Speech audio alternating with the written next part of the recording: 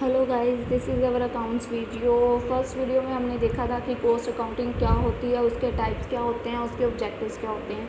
And then next video में हम देख रहे हैं कि उसके एलिमेंट्स क्या होते हैं। ठीक है, हमने पिछली वीडियो में देखा था कि कॉस्ट अकाउंटिंग का मीनिंग होता है, जैसे हम कॉस्ट अकाउंटिंग कैसे में क्या क्या करते हैं, हम उसकी मटीरियल की कॉस्ट देखते हैं, लेबर की कॉस्ट देखते हैं और उसके एक्सपेंसेस देखते हैं। एज इट इज़ ही हमारे उसके एलिमेंट्स हैं कॉस्ट के, जैसे कि हम देख रहे हैं एलिमेंट्स। हमें ना इसको डायग्राम के थ्रू ही फटाफट समझ लेना है, और अगर आपको एक बार ये डायग्राम समझ आ गया तो पेपर में तो आप इसको अलग से बनाओगे ही, इसको एक्सप्लेन भी अच्छे से कर पाओगे। सो डायग्राम को ध्यान से सुनो। एलिमेंट्स ऑफ कॉस्ट हैं हमारे 3 टाइप के एलिमेंट्स होते हैं: material cost, labour cost and expenses को अदर एक्सपेंसेस। ये हम सबको पता है, ठीक है। देन फर्स्ट हम देखते हैं मटेरियल कॉस्ट जो होता है हमारा। मटेरियल कॉस्ट हमारा 2 टाइप्स का होता है, डायरेक्ट मटेरियल भी होता है और इनडायरेक्ट मटेरियल भी होता है। डायरेक्ट मटेरियल कौन सा होता है? जो किसी चीज़ के ऊपर डायरेक्टली नज़र आ रहा है, जैसे टेबल है, उसके ऊपर वुडन लकड़ी लगी हुई है, वो हमें डायरेक्टली नज़र आ रही है ना कि वो डायरेक्टली लगी हुई है, वो हमारा डायरेक्ट मटेरियल है। कोई भी देख के बोलेगा ना इस पर लकड़ी का खर्चा तो ज़रूर ही आया होगा। टेबल को देख के डायरेक्टली पता चल रहा है कि उसके ऊपर डायरेक्ट मटेरियल कौन सा लगा है। और इनडायरेक्ट मटेरियल उसी टेबल के ऊपर जो छोटी छोटी कीलें, साइड में छोटी छोटी लकड़ें लगी होती हैं, वो नज़र उनको कोई ध्यान में नहीं देता, बट लगी वो भी हुई हैं, उन्हीं से तो टेबल टिका हुआ है। इनडायरेक्ट मटेरियल, डायरेक्ट मटेरियल वो होता है जो हमें डायरेक्टली पता चल रहा है कि ये मटेरियल यूज़ हुआ है। बट कुछ मटेरियल उसमें वो भी होता है जो हमें नज़र तो नहीं आता, बट वो बहुत इंपॉर्टेंट रोल प्ले करता है, वो होता है हमारा इनडायरेक्ट मटेरियल। डायरेक्ट मटेरियल में हम एग्जाम्पल लिख सकते हैं ना, वुडन यूज़, जो टेबल लकड़ी यूज़ होती है जो टेबल में, तो वो टेबल पे ऊपर आसानी से हमें पता चलता है ना कि उस टेबल पे लकड़ी यूज़ हुई है, ठीक है। बट हमें कीले नहीं, हम इतना गौर नहीं देते मेरे अकॉर्डिंग तो।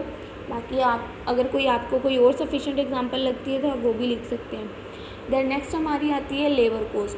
अगेन लेबर कॉस्ट की भी 2 मतलब आगे एक्सप्लेनेशन है। डायरेक्ट लेबर होती है और हमारी इनडायरेक्ट लेबर होती है। फॉर एग्ज़ाम्पल एक हमारी कार है, ठीक है। एक कार को बनाने में जो एम्प्लॉयज़ लगे हैं उनको जो वेजेस दिए हैं वो हमारी डायरेक्ट लेबर आ रही है कि हम उनको डायरेक्टली लेबर कर रहे हैं, ठीक है। एक हमारी कार है, उसको बना रहे हैं हम, और उस कार को बनाने में हमारी जो वेजेस, जो एम्प्लॉयज़ काम कर रहे हैं उनको हम वेजेस दे रहे हैं, वो तो हमें दिख रही हैं कि हमारी डायरेक्ट लेबर दे रहे हैं, हम डायरेक्ट वेजेस दे रहे हैं लेबर को। बट जिस शोरूम में वो कार खड़ी है, उस शोरूम की रात को टेक केयर कौन करता है? वो भी तो खर्चा है ना, जो वॉचमैन होता है।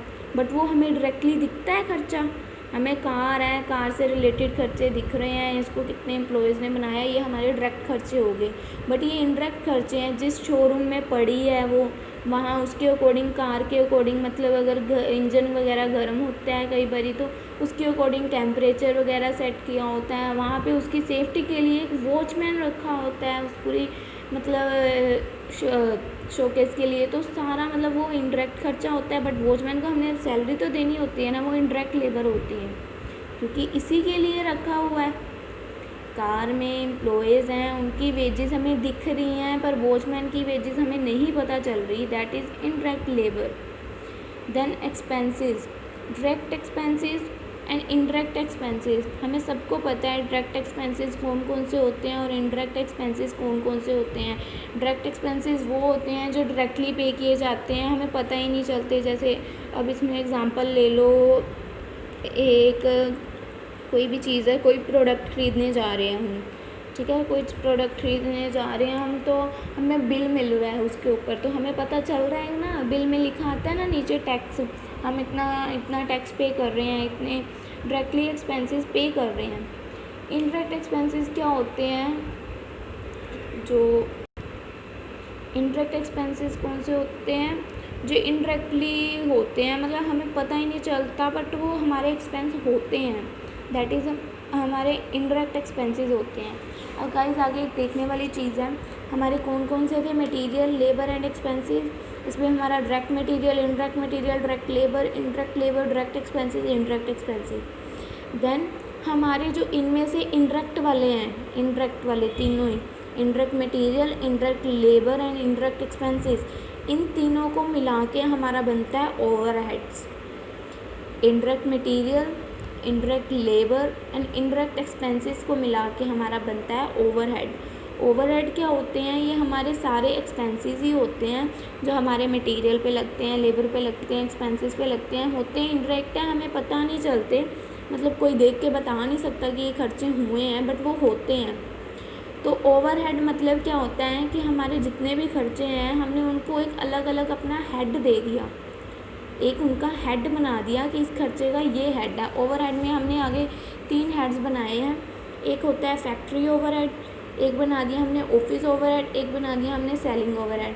फैक्ट्री ओवरहेड के अंदर हम फैक्ट्री में जितने खर्चे आते हैं, जैसे फैक्ट्री का रेंट, उसकी पावर एंड लाइटिंग, उसकी मशीनों को रिपेयर करना, मशीनों में ऑयल देना, जो फैक्ट्री के वर्कर्स हैं उनको ट्रेनिंग देनी, जो स्मॉल टूल्स आते हैं, ये सारे इनडायरेक्ट एक्सपेंसेस हैं। पता तो नहीं चलते, कोई चीज़ है फैक्ट्री का रेंट है, हमें पता चलता है हम पे कर रहे हैं, जो खरीद रहे हैं चीज़ उसको कहाँ से पता? ये खर्चे डलते हैं बीच में, ठीक है। सैलरी देनी मैनेजर को, ये सारे हमारे फैक्ट्री से रिलेटेड एक्सपेंसेस हो जाएंगे। इसमें हमारे ऑफिस एडमिनिस्ट्रेटिव ओवरहेड, इसमें हमारे सारे ऑफिस से रिलेटेड एक्सपेंसेस आ जाएंगे, बिल्डिंग, उसका rent, legal expenses, stationery expenses, telephone, office repair, employees salary, ये सब ऑफिस में सामान यूज़ होता है। तो हमने मतलब इसके अलग अलग ना हेड्स बना दिए, तो हेड के अंडर उसी के अकॉर्डिंग ही फिर मतलब हम एक्सपेंसेस डाल रहे हैं। इसके बाद सेलिंग एक्सपेंसेस हैं, सेलिंग के अंदर हमारे क्या क्या एक्सपेंसेस आते हैं। फर्स्ट तो हम सेलिंग करने के लिए एडवर्टाइजमेंट करते हैं, देन कैरेज आउटवर्ड आता है इसमें, देन डिलीवरी वैन्स जो हम डिलीवरी करते हैं कई बार सेलिंग करने के लिए, होम डिलीवरी करते हैं ना। देन नेक्स्ट होता है गोडाउन, जहाँ पे हमने वो सेलिंग वाला सामान रखा हुआ है, वहाँ के गोडाउन का रेंट आता है। कमीशन एंड डिस्काउंट, काफ़ी बार हम कभी डिस्काउंट भी दे देते हैं प्रोडक्ट पे, ये सब सेलिंग एक्सपेंसेस है। और देन सैलरी ऑफ सेल्समैन, जो सेल्समैन है उसकी सैलरी होती है, इसमें एम्प्लॉयज़ की सैलरी होती है, और इसमें मैनेजर की सैलरी होती है। फैक्ट्री में मैनेजर होता है, ऑफिस में एम्प्लॉयज़ होते हैं, और सेलिंग डिस्ट्रीब्यूशन में सेल्समैन होता है। यहाँ तक क्लियर है?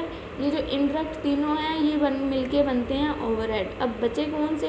डायरेक्ट वाले, direct material, direct labour and direct expenses. इसको क्या कहते हैं हम? जो हमारा डायरेक्ट मटेरियल है, डायरेक्ट लेबर है और डायरेक्ट एक्सपेंसेस है, ये हमारे तीनों होते हैं प्राइम कॉस्ट।